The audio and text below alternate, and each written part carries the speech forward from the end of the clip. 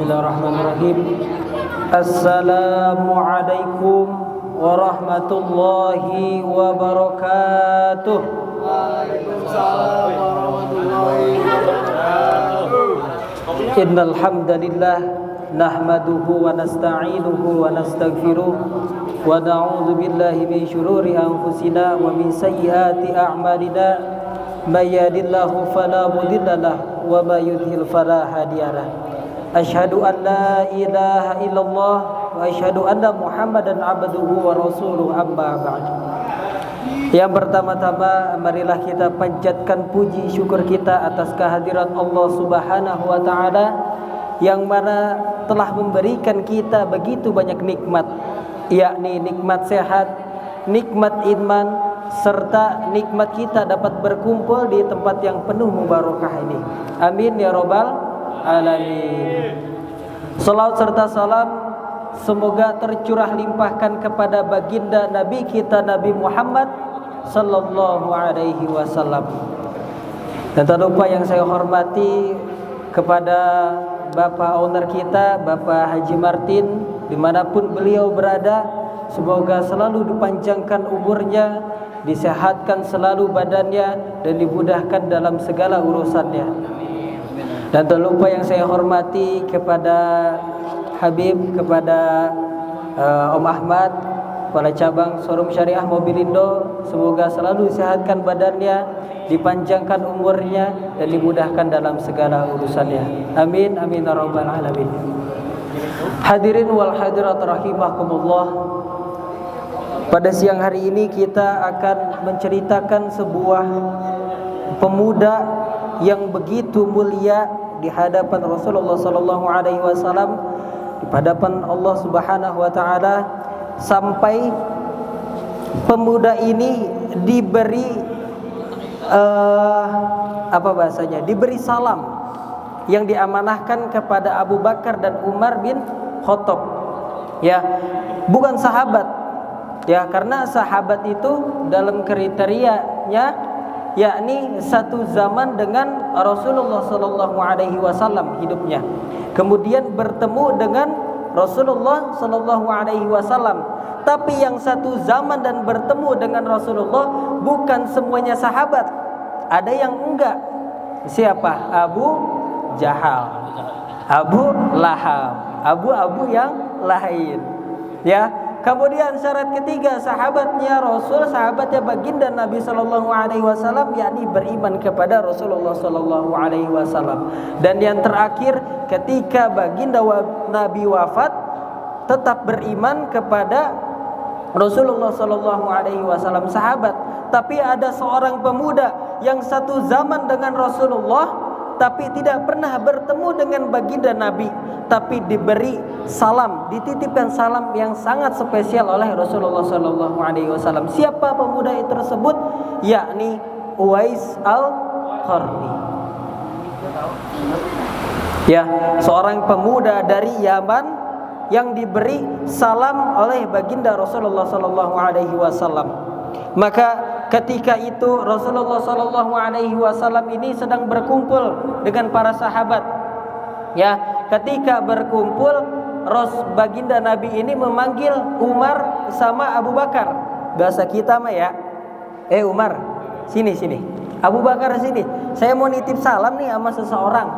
Ya, nanti kalau kapan-kapan kalian ketemu, tolong salamkan salam saya kepada pemuda yang bernama Uwais Al-Qarni ini. Ya, tolong salamkan. Dan ketika kalian bertemu, diamanahkan kepada Abu Bakar dan Umar, disuruh minta doa. Ya, sekelas khalifah selalu minta doa sama seorang pemuda. Coba kita bayangkan logikanya, seorang presiden minta doa sama anak muda, khalifah. Suatu saat Abu Bakar dan Umar ini kan akan menjadi khalifah, pemimpin umat Islam. Ya, maka bertanya-tanyalah Abu Bakar sama Umar ini. Ya, waduh, saya ini suruh nitip salam sama pemuda yang bernama Uwais Al-Qarni. Terus suruh minta doa. Aduh, ada amalan apa? Punya amalan apa seseorang ini sampai baginda Nabi nitip salam. Nabi yang nitip salam, Rasul yang nitip salam. Ya, bukan main, bukan orang biasa, orang yang paling spesial, orang yang paling sempurna akhlaknya. Nitip salam. Rasul nitip salam. Kita dapat salam, dapat chat dari WA. Assalamualaikum. Kepada saudara fulan, saya Presiden RI ingin berkunjung ke rumah, dapat salam dari Presiden. Bangga enggak? Bangga dari Presiden, tapi ini dari Rasul. Beda, ya. Sungguh sangat mulianya seorang tersebut. Maka bertanya-tanya nih Abu Bakar sama Umar, ada amalan apa Uwais Al-Qarni ini sampai dititipkan salam oleh baginda Rasulullah sallallahu alaihi wasallam. Ya, kita dapat salam dari guru kita juga pun bangga banget. Ya, maka dulu saya pernah waktu saya keluar dari pesantren awal masuk tahun 2024 itu langsung KKN di Gunung Gelis. Kampus saya di Sirajul Falah. Pas KKN itu dapat salam dari teman saya yang ada di pondok. Katanya dapat titipin salam ke Hadi. Ya, dari guru saya. Kenapa titip salam? Tukang sapu, tukang ngepel. Iya. Pas dong Tukang. Iya, pas banget Om kalau nyuruh nyapu sama ngepel. Karena saya dulu suka nyapu, suka ngepel. Itu kerjaan saya di pondok. Selain itu apa? Tidur. Nggak jauh. Tapi alhamdulillah guru-guru kenal saya karena sapu dan pelan itu. Berkah pun di mana aja ada. Ya, maka ketika siling berganti hari, siling berganti bulan, berganti tahun, ketika Rasul wafat, naiklah Abu Bakar menjadi khalifah. Ya, Abu Bakar menjadi khalifah, dicari nih orang dari Yaman, mana nih yang namanya Uwais Al-Qarni, belum ketemu. Sampai Abu Bakar pun wafat, naiklah Khalifah Umar bin Khattab. Ya, ketika Khalifah Umar bin Khattab naik menjadi Khalifah Amirul Mukminin, ketika itu ada rombongan musafir dari Yaman, pedagang dari Yaman datang ke Madinah.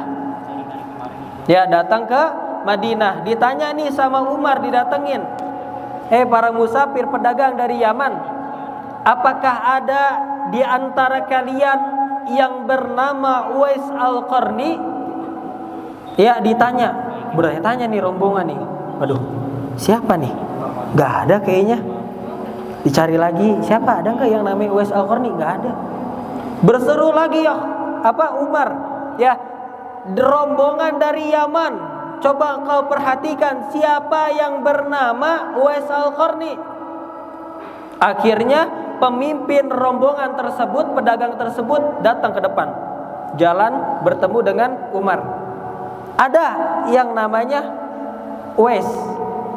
Tapi di sana tuh ditunjuk di tempat yang di mana tempat itu ada banyak unta, karena rombongan pedagang ini membawa unta.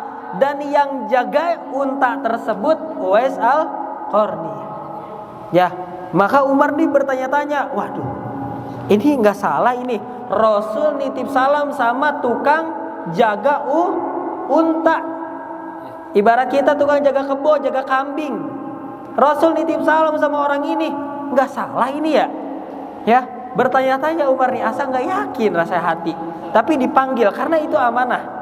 Ya, dipanggil pemuda ini, hei pemuda, kemarilah. Apakah benar engkau yang namanya Uwais Al-Qarni? Iya, Umar, benar. Engkau dapat salam dari Nabi Muhammad SAW. Engkau dapat salam dari Rasulullah SAW. Ya. Kemudian aku dimintakan untuk meminta doa kepada engkau. Tapi sebelum itu aku ingin bertanya, amalan apa yang engkau punya sampai Rasulullah menitip salam kepada dirimu? Ya, sampai aku disuruh minta doa sama engkau. Ya, presiden minta doa sama anak muda. Ya, amalan apa? Terus ditanya lagi, pada zaman itu engkau kenapa tidak datang ke Madinah bertemu dengan Rasulullah ketika engkau cinta dan sayang kepada Rasulullah? Dijawab sama Uwais, aku cinta, aku sayang, aku rindu kepada Rasulullah. Tapi satu orang tuaku sakit.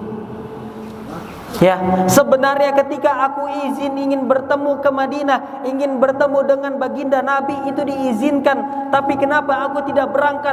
Karena aku kasihan dengan orang tuaku. Orang tuaku tidak bisa bergerak kecuali aku gendong. Orang tuaku tidak bisa makan kecuali aku suapi. Orang tuaku tidak bisa ke kamar mandi kecuali aku bopong, aku gendong. Ya, bagaimana aku bisa meninggalkan kedua orang tuaku yang sedang sakit dan aku pergi ke Madinah untuk bertemu dengan Rasulullah? Sebenarnya aku diizinkan, tapi aku tidak mau. Aku cinta dengan Rasul, aku rindu, tapi aku pendam dalam hati dalam-dalam demi orang tuaku yang sedang sakit. Maka singkatnya, pada siang hari ini, ya, seberapa banyak pun karena tidak jarang ya, kita diizinkan sama Allah itu untuk merawat kedua orang tua kita, ya. Maka kata Rasul, seberapa hitam jidatmu, sujud rajin sholat, rajin tahajud, rajin duha, rajin bersedekah. Kalian bulan Ramadan, kalian khotam Quran 5 kali khotam, kalian bersedekah, tapi orang tuamu kalian durhaka kepada kedua orang tuamu, jangankan masuk ke dalam surga, bahkan mencium baunya surga pun kau tidak akan sampai. Walaupun ahli ibadah, walaupun tukang khotam Quran ketika bulan Ramadan, walaupun kalian sering bersedekah, tapi orang tuamu di rumah menangis karena sikapmu yang durhaka, maka masuk surga pun tidak bisa, mencium baunya sedikit pun tidak akan bisa. Maka kunci kesuksesan di dunia, janjinya Allah Subhanahu wa ta'ala, kalau mau masuk surga itu gampang, yang susah itu masuk neraka. Karena kenapa? Karena masuk surga kuncinya di rumah. Di mana? Di telapak kaki orang tua. Kunci surga di mana? Gak usah kalian cari keluar rumah. Muliakan kedua orang tuamu, muliakan ibumu, maka niscaya hidupmu di dunia di akhirat akan sejahtera, akan bahagia. Ya, itu janji dari Allah Subhanahu wa ta'ala kepada kita. Ya, maka kita berbakti kepada kedua orang tua, kita taat dan patuh atas perintahnya. Apapun yang kita punya, ketika kita gajian, kita kasih kepada orang tua. Apa orang tua? Setiap awal bulan kita gajian, tanya orang tua, ibu, ayah mau beli apa? Mau beli apa? Mau makan apa? Kita punya uang kita dari luar, kita mau datang ke rumah, usahakan kita tanya dulu ibu kita, ibu, mama udah makan belum? Abah udah makan belum? Abang mau makan apa? Abang mau beli apa? Abang ada duit nih 50.000, abang beli apa? Beli sate yuk, kita makan di rumah. Beliin. Kita punya duit berapapun di kantong gak seberapa. Ketika orang tua kita sudah tiada, kita mau cari bagaimana lagi, ya, orang yang sungguh sayang cinta kepada kita dengan tulus. Orang tua kita maling, orang tua kita durhaka kepada Allah, orang tua kita tukang selingkuh, orang tua kita, bukan urusan kita. Kita sebagai anak berbakti kepada kedua orang tua. Apa ceritanya? Seperti kita ambil cerita Nabi Ibrahim. Orang tuanya penyembah berhala, orang tuanya membangun berhala. Nabi Ibrahim ingin memerangi orang tuanya, tapi kata Allah, bukan urusanmu. Berbakti kau kepada orang tua, mengalah kau pergi dari kampung itu. Bukan urusan kita orang tua kita seperti apa. Urusan kita sebagai anak berbakti meminta apa yang orang tua kita pinta. Sayangi kedua orang tuamu sebelum itu terlambat. Karena doanya orang tua tulus kepada anaknya bagaikan tidak ada hijab kepada Allah Subhanahu wa ta'ala. Siapa yang kita minta doa? Kita minta doa sama guru kita, beda sama doa orang tua kepada anaknya. Beda, Pak. Kita minta doa kepada orang soleh, ya, belum tentu orang soleh itu kita minta doa sama ustadz. Banyak yang minta doa sama ustadz, belum tentu bahasanya ya ikhlas nggak ikhlasnya kita nggak tahu. Tapi kalau dipastikan orang tua doa kepada anaknya itu ikhlas lillahi ta'ala. Ya, makanya kalau kita sekarang masih punya orang tua, kita muliakan kedua orang tua kita, kita sayangi kedua orang tua kita turuti apa yang dia mau, kita telepon, kita minta maaf ketika kita ada salah. Bukan hanya minta maaf ketika lebaran, salah ketika ada seorang anak berkata, nanti aja maaf ya ketika nanti lebaran, ketika nanti lagi sungkan sama orang tua, salah. Itu anak yang durhaka. Minta maaf sama orang tua setiap hari, setiap detik kalau bisa. Karena kita nggak tahu sikap kita sebagai anak itu bisa mencelakai orang tua atau tidak hatinya. Gitu ya. Jadi telepon orang tua kita ketika kita mau pulang kerja. Mah, ayah, abah, umi mau makan apa? Saya punya uang nih 50, bagiakan itu. Ya, orang tua tersenyum, dalam hatinya berdoa, ya Allah, anak saya ini baik banget, semoga jadi orang sukses. Sukses itu anak, nggak ada toleransi. Allah kan kabul doa orang tua tersebut yang bangga dan cinta kepada anaknya, yang berbakti kepada kedua orang tua. Ya, maka cukup sekian ceramah pada siang hari ini. Semoga ada manfaatnya. Jika ada kata-kata yang salah, itu salahnya dari saya. Jika ada kata-kata yang benar, itu datangnya dari Allah Subhanahu wa taala.